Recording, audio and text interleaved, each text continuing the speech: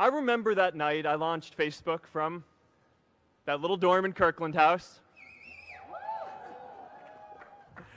I went to Noakes with my friend KX, and I remember telling him clearly that I was excited to help connect the Harvard community, but one day someone would connect the whole world.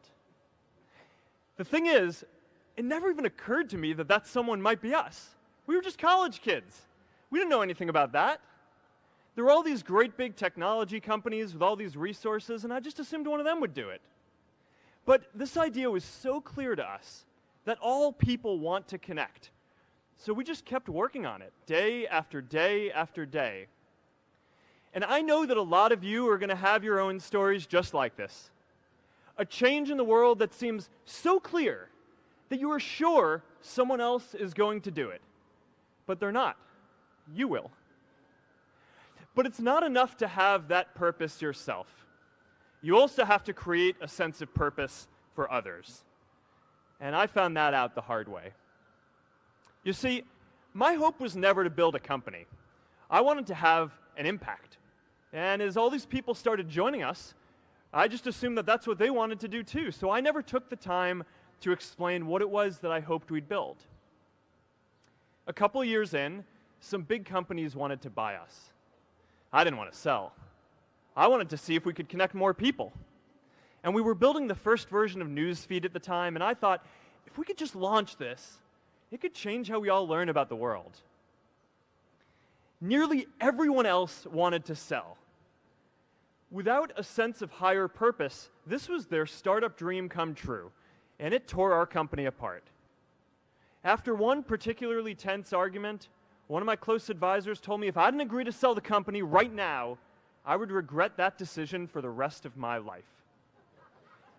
Relationships were so frayed that within a year or so, every single person on our management team was gone. That was my hardest time leading Facebook.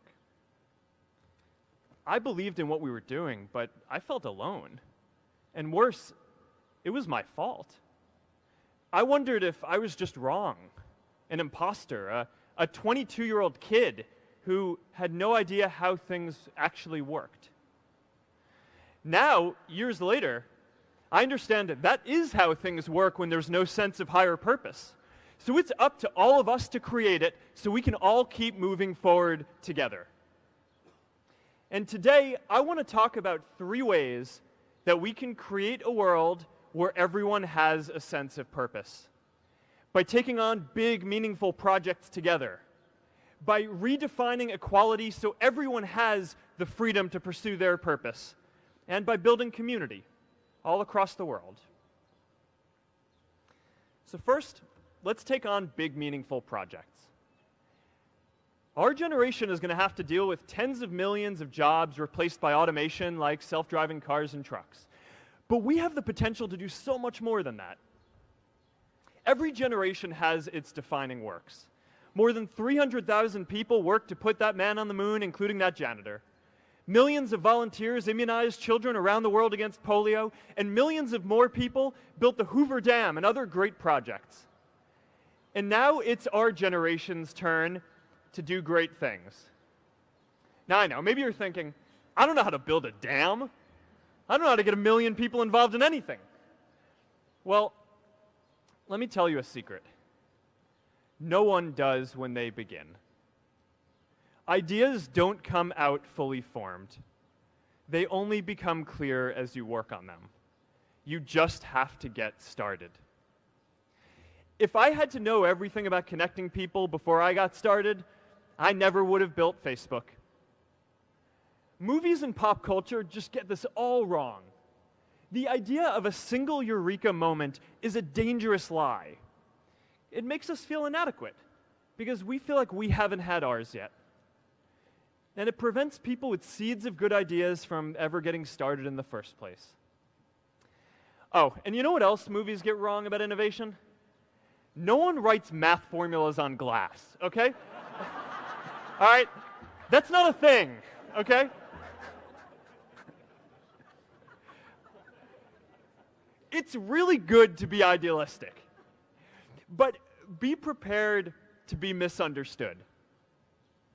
Anyone working on a big vision is going to get called crazy, even if you end up right. Anyone taking on a complex problem is going to get blamed for not fully understanding it, even though it's impossible to know everything up front. Anyone taking initiative will always get criticized for moving too fast, because there's always someone who wants to slow you down. In our society, we often don't take on big things because we're so afraid of making mistakes that we ignore all the things wrong today if we do nothing. The reality is, anything we do today is going to have some issues in the future. But that can't stop us from getting started. So what are we waiting for? It is time for our generation-defining great works. How about stopping climate change before we destroy the planet and getting millions of people involved, manufacturing and installing solar panels? How about curing all diseases and getting people involved by asking volunteers to share their health data, track their health data, and share their genomes? You know, today, our society spends more than 50 times as much treating people who are sick as we invest in finding cures so people don't get sick in the first place. It makes no sense. We can fix this. How about modernizing democracy so everyone can vote online? And how about personalizing education so everyone can learn? These achievements are all within our reach. Let's do them all in a way that gives everyone in our society a role. Let's do big things, not just to create progress, but to create purpose.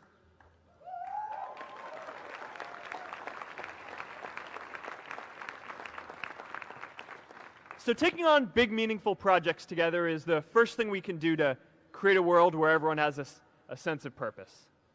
The second is redefining our idea of equality so everyone has the freedom to pursue their purpose. Now, many of our parents had stable jobs throughout their careers, but in our generation, we're all a little entrepreneurial, whether we're starting our own projects or finding our role in another one. And, you know, that's great, because our culture of entrepreneurship is how we create so much progress. An entrepreneurial culture thrives when it is easy to try lots of new ideas. Facebook wasn't the first thing I built. I also built chat systems and games, study tools and music players, and I'm not alone. J.K. Rowling got rejected 12 times before she finally wrote and published Harry Potter. Even Beyoncé had to make hundreds of songs to get Halo. The greatest successes come from having the freedom to fail. Now, today, we have a level of wealth inequality that hurts everyone. When you don't have the freedom to take your idea and turn it into a historic enterprise, we all lose.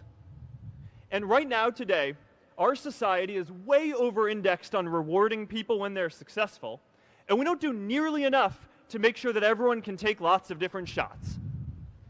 Now, let's face it, there is something wrong with our system when I can leave here and make billions of dollars in 10 years, while millions of students can't even afford to pay off their loans, let alone start a business.